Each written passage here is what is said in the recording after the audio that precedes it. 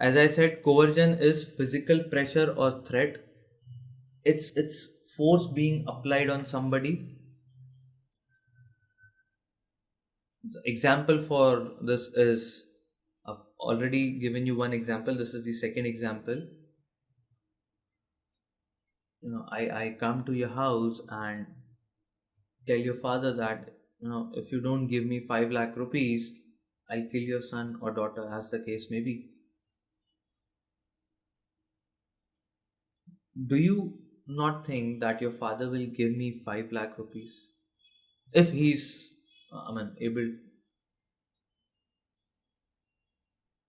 He'll obviously give me those 5 lakh rupees if at gunpoint I threaten him.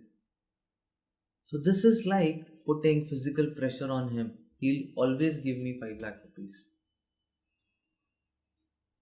This is coercion. Coercion is also called as duress in England. In India, it is called as coercion. In England, it is called as duress.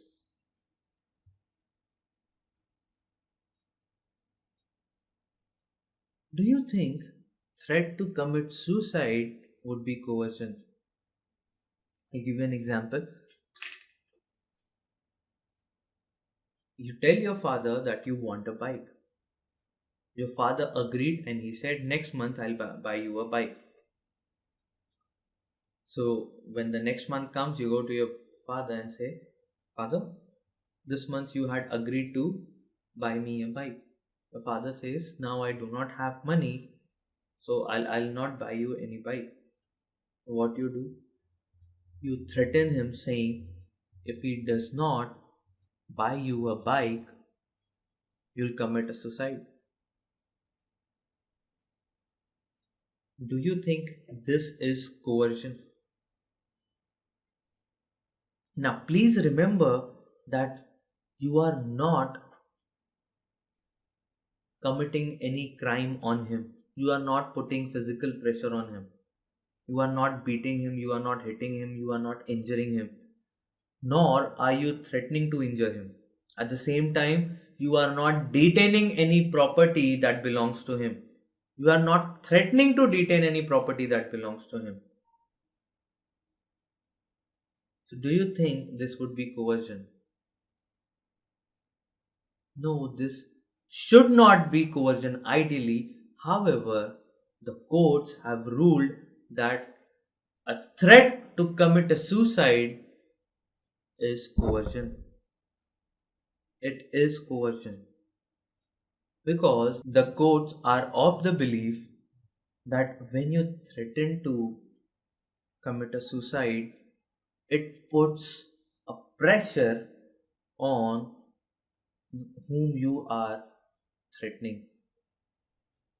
When you threaten your father, it is almost coercion, as if you are putting a physical pressure on him. It amounts to putting physical pressure because your father may then buy you the bike. But that buying of bike, that act of buying the bike may not be freely done. It is done under the pressure of you committing the suicide. So it acts as coercion only.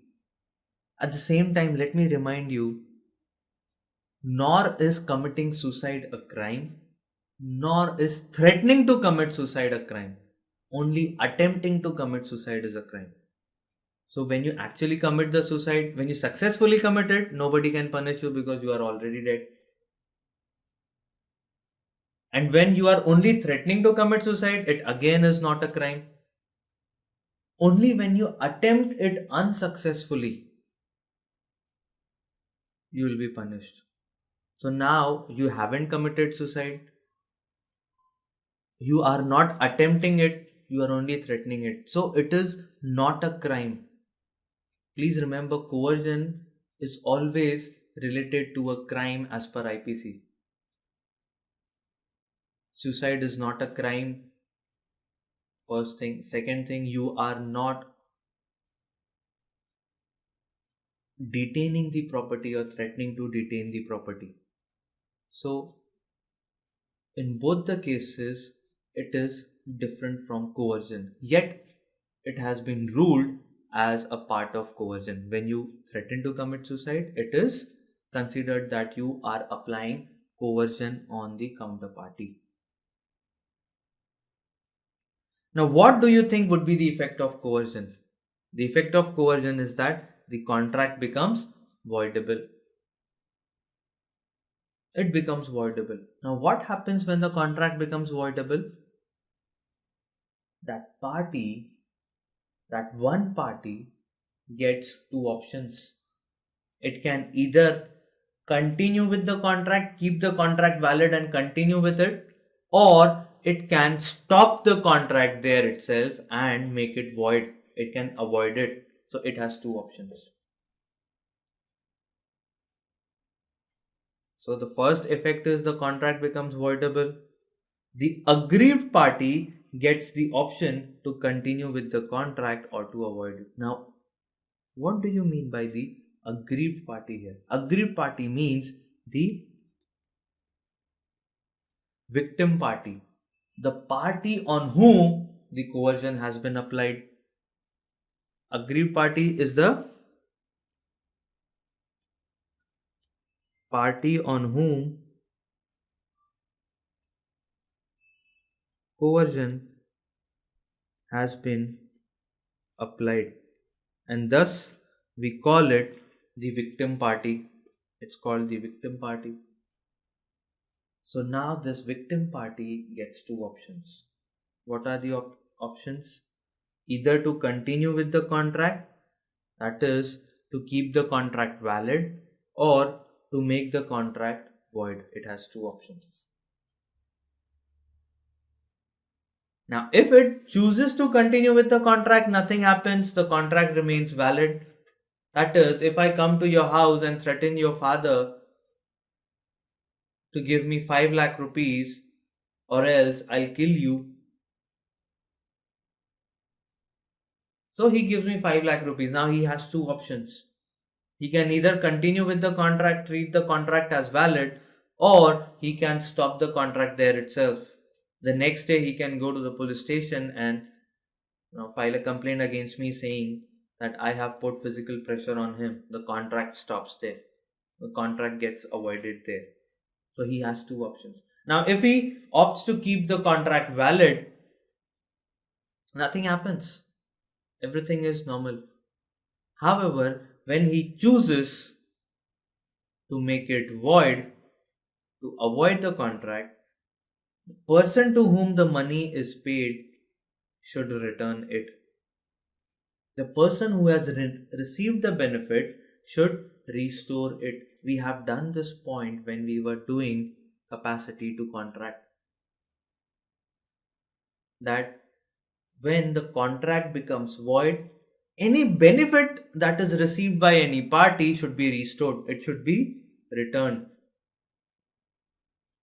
So here also, when the contract is avoided, the benefit that the party who is putting the coercion, he should be returning it. Okay. Now we take a look at the burden of proof. What do you mean by burden of proof? Burden of proof means the party who has the burden, who has the liability to prove that the coercion has been applied. Who should prove? Is it the aggrieved party, the victim party, that has to prove that coercion has been applied on him? Or is it the party applying coercion, the party against whom the complaint has been filed, that no, the coercion has not been applied, no coercion has been applied? Who has to prove? Victim party has to prove that the coercion has been applied, or the other party has to prove that no coercion has been applied? It's the victim party who has to prove in the court that the other party has applied coercion against him. This is what you mean by burden of proof. Because it is the victim party, it is the aggrieved party that is contesting to make the contract void. That is saying that coercion is applied on him, and this is the reason why He wants to stop the contract, he wants to make the contract void. So the court will ask him, if you are saying so, if you are saying that the coercion has been applied on you, please prove it.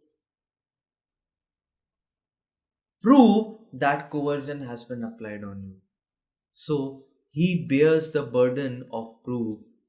He has to prove that coercion has been applied. So this was coercion. We said coercion is putting physical pressure or threat. I gave you an example for that. I also told you that it is called duress in England. We also said that threatening to commit suicide also forms coercion. We saw the effects of coercion, and then finally we saw what is, rather, on whom is the burden of proof. It's on the aggrieved party. Before we leave, I'll just ask you one question. If a person is applying coercion on another person, and because of this, a third party is entering into a contract, will this form coercion? That is, let's say I come to your house, I start beating you. I tell you that tell your father to sell his flat for me for free, for no consideration. And I start beating you. Seeing this, your father comes down and transfers his house in my name. Now, what I have done here is I am applying coercion on one person to make a third person enter into a contract. Do you think this would be coercion? Do I need to apply physical pressure on the person who is to enter into the contract with me? Or I can apply coercion on any person to make a third person enter into a contract with me? Which would be coercion of these two? Coercion would be I can apply pressure on any person to make any person enter into contract with me. If I enter your house and start beating you to make your father enter into a contract with me, that also would be coercion.